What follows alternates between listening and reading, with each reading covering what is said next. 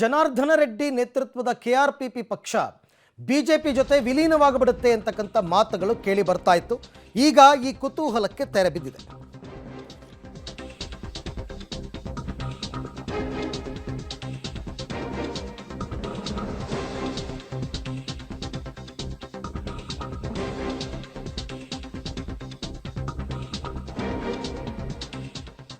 BJP KRPP ವಿಲೀನ ಕುತೂಹಲಕ್ಕೆ ತೆರೆ ಬಿದ್ದಿದೆ.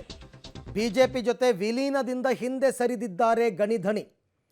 ಬಿಜೆಪಿಯಲ್ಲಿ ಜನಾರ್ದನ್ ರೆಡ್ಡಿಯ ಕೆಆರ್ಪಿಪಿ ವಿಲೀನ ಇಲ್ಲವಂತೆ. ಬಿಜೆಪಿ ಹೈಕಮಾಂಡ್ ಪಕ್ಷ ವಿಲೀನ ಆಫರನ್ನು ತಿರಸ್ಕರಿಸಿದ್ದಾರೆ. ಜನಾರ್ದನ್ ರೆಡ್ಡಿ ಕೆಆರ್ಪಿಪಿ ವಿಲೀನ ಇಲ್ಲ, ಮೈತ್ರಿಗೆ ಓಕೆ ಅನ್ನೋ ಸಂದೇಶವನ್ನು ಜನಾರ್ದನ ರೆಡ್ಡಿ ರವಾನೆ ಮಾಡಿದ್ದಾರೆ. ನೋಡಿ ಕಾಲ ಹೆಂಗೆ ಬದಲಾಗುತ್ತೆ ಅಂದರೆ, ವಿಧಾನಸಭಾ ಚುನಾವಣೆ ಸಂದರ್ಭದಲ್ಲಿ ಬಿಜೆಪಿಗೆ ಬರೋದಕ್ಕೆ ಹರಸಾಹಸ ಪಟ್ಟರು ಜನಾರ್ದನ್ ರೆಡ್ಡಿ. ಪಕ್ಷ ಅವರನ್ನು ಸೇರಿಸ್ಕೊಳ್ಳಿಲ್ಲ.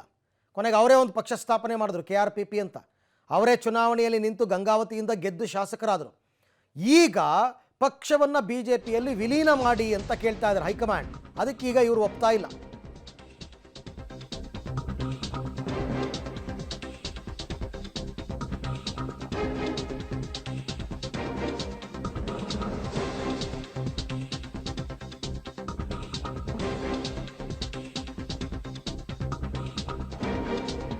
ಕೊಪ್ಪಳ, ಬಳ್ಳಾರಿ, ರಾಯಚೂರು ಜಿಲ್ಲೆಗಳಲ್ಲಿ ಕೆಆರ್ಪಿಪಿ ಬೆಂಬಲ ಬಿಜೆಪಿಗೆ ಅತ್ಯಂತ ಅಗತ್ಯನಾ ಅನ್ನೋ ಪ್ರಶ್ನೆ ಮೂಡಿದೆ.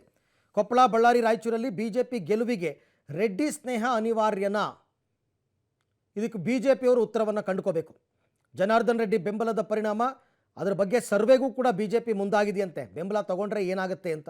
ರಾಜ್ಯ ಬಿಜೆಪಿ ನಾಯಕರ ಅಭಿಪ್ರಾಯದ ಬಳಿಕ ಹೈಕಮಾಂಡ್ ತನ್ನ ನಿರ್ಧಾರವನ್ನು ತಿಳಿಸುತ್ತೆ. ಕೆಆರ್ಪಿಪಿ ಜೊತೆ ಬಿಜೆಪಿ ಮೈತ್ರಿ ಮಾಡಿಕೊಳ್ಳುತ್ತಾ ಅನ್ನೋ ಕುತೂಹಲ ಕೂಡ ಕಾಡ್ತಾ ಇದೆ. ಈ ಬಗ್ಗೆ ಮತ್ತಷ್ಟು ಮಾಹಿತಿ ನನ್ನ ಕೊಲೀಗ ಮಸೂದ್ ಅವರಿಂದ ಪಡೆಯೋಣ.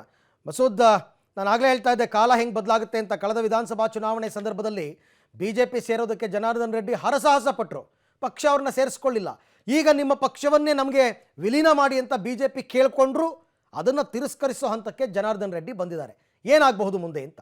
ಅರವಿಂದ್, ಬಿಜೆಪಿಯಲ್ಲೇ ಒಂದು ರೀತಿಯಲ್ಲಿ ರಾಜಕೀಯ ಬದುಕು ಕಂಡುಕೊಂಡಿದ್ದ ರೆಡ್ಡಿಯವರು ಈಗ ಪ್ರತ್ಯೇಕ ಪಕ್ಷವನ್ನು ಕಟ್ಕೊಂಡಿದ್ದಾರೆ ಕೆಆರ್ಪಿಪಿ ಅಂತ. ಅದರಲ್ಲೇ ಮುಂದಿನ ಭವಿಷ್ಯವನ್ನು ಕೂಡ ಕಂಡುಕೊಳ್ಳೋದಕ್ಕೆ ಹೋಗ್ತಾ ಇದ್ದಾರೆ. ಈ ಹಂತದಲ್ಲಿ ಲೋಕಸಭೆ ಚುನಾವಣೆ ಬಂದ ಹಿನ್ನೆಲೆಯಲ್ಲಿ ಲೋಕಸಭೆ ಚುನಾವಣೆಯ ಒಂದು ನೆರವು ಕೂಡ, ಲೋಕಸಭೆ ಚುನಾವಣೆಯಲ್ಲಿ ರೆಡ್ಡಿಯವರ ನೆರವು ಬಿಜೆಪಿಗೆ ಅನಿವಾರ್ಯ ಇದೆ ಒಂದು 3-4 ಕ್ಷೇತ್ರಗಳಲ್ಲಿ. ಹಾಗಾಗಿ ಪಕ್ಷ ವಿಲೀನ ಮಾಡಿ ಅನ್ನುವಂತಹ ಒಂದು ಸಂದೇಶ ಬಿಜೆಪಿ ಹೈಕಮಾಂಡ್ನಿಂದ ಹೋಗಿತ್ತು.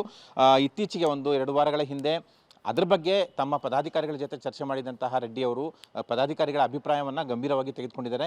ಪಕ್ಷವನ್ನೇ ಮುನ್ನಡೆಸೋಣ, ಬೇಕಿದ್ರೆ ವಿಲೀನ ಬೇಡ, ಮೈತ್ರಿ ಮಾಡಿಕೊಳ್ಳೋಣ ಈ ಒಂದು ಲೋಕಸಭೆ ಚುನಾವಣೆಯಲ್ಲಿ ಅನ್ನುವಂಥ ಅಭಿಪ್ರಾಯವನ್ನು ಪದಾಧಿಕಾರಿಗಳು ಹೇಳಿದ್ದಾರೆ. ಆ ಹಿನ್ನೆಲೆಯಲ್ಲೇ ರೆಡ್ಡಿಯವರು ನಿನ್ನೆ ಮಾಧ್ಯಮದವ್ರ ಜೊತೆ ಕೂಡ ಮಾತನಾಡಿದ್ರು.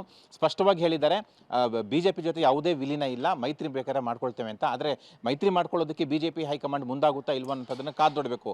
ಈಗ ಬಿಜೆಪಿ ಹೈಕಮಾಂಡ್ ಅವರ ವಿಲೀನ ಆಫರನ್ನು ತಿರಸ್ಕರಿಸಿದ್ದಾರೆ. ಮೈತ್ರಿಗೆ ಮುಂದಾಗ್ತಾರಾ ಅಂತ. ಒಂದು ಕಡೆ ಜೆಡಿಎಸ್ ಜೊತೆ ಬಿಜೆಪಿ ಮೈತ್ರಿ ಮಾಡ್ಕೊಂಡಿದೆ, ಇನ್ನೊಂದು ಕಡೆ ಈಗ ಕೆಆರ್ಪಿಪಿ ಜೊತೆ ಮೈತ್ರಿ ಮಾಡ್ಕೊಳ್ಳುತ್ತಾ ಅಂತ.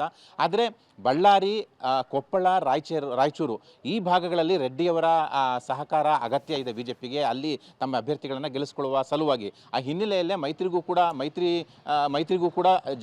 ಬಿಜೆಪಿ ಮುಂದಾಗುತ್ತಾ ಅಂತ ಕಾದು ನೋಡಬೇಕಾಗಿದೆ. ಈ ಸಂಬಂಧಪಟ್ಟಂತೆ ಮುಂದಿನ ಹಂತದಲ್ಲಿ ಮಾತುಕತೆ ಮುಂದಿನ ವಾರದಲ್ಲಿ ದೆಹಲಿಗೆ ಹೈಕಮಾಂಡಿನ ಬುಲಾವ್ ಕೂಡ ಇರುವ ಸಾಧ್ಯತೆ ಇದೆ. ಆ ಹಂತದಲ್ಲಿ ಏನಾದರೂ ಮಾತುಕತೆಯಾಗಿ ಫೈನಲ್ ಆಗುತ್ತೆ ಅಂತ ಕಾದು ನೋಡಬೇಕು. ಬಹುತೇಕ ಬಿಜೆಪಿ ಪರ ಮನಸ್ಥಿತಿನೇ ರೆಡ್ಡಿ ಅವರಿಗಿದೆ. ಮೈತ್ರಿಗೆ ಒಪ್ಪಿಕೊಳ್ತಾರಾ ಅನ್ನುವಂಥದ್ದನ್ನು ಕಾದು ನೋಡಬೇಕು. ಹೈಕಮಾಂಡ್ ಅವರ ತೀರ್ಮಾನ ಏನಿರುತ್ತೆ ಅಂತಲೂ ಕೂಡ ಕುತೂಹಲ ಮೂಡಿಸಿದೆ. ಅರವಿಂದ್, ಸೊ ಈಗ ಜನಾರ್ದನ್ ರೆಡ್ಡಿ ವಿಚಾರದಲ್ಲಿ ಹೈಕಮಾಂಡ್ ಏನು ತೀರ್ಮಾನ ತಗೊಳುತ್ತೆ, ಅವ್ರು ತಗೊಳ್ಳೋ ತೀರ್ಮಾನ, ಜನಾರ್ದನ್ ರೆಡ್ಡಿ ತಗೊಳ್ಳೋ ತೀರ್ಮಾನ ಎರಡೂ ಕೂಡ ಒಪ್ಪಿಗೆ ಆಗಬೇಕು. ಆಗ ಏನಾದರೂ ಸ್ವಲ್ಪ ಬಿಜೆಪಿಗೆ ಆ ಭಾಗದಲ್ಲಿ ಅಂದರೆ ಪರ್ಟಿಕ್ಯುಲರ್ಲಿ ಕೊಪ್ಪಳ, ಬಳ್ಳಾರಿ, ರಾಯಚೂರಿನಲ್ಲಿ ಬಲ ಸಿಗಬಹುದು.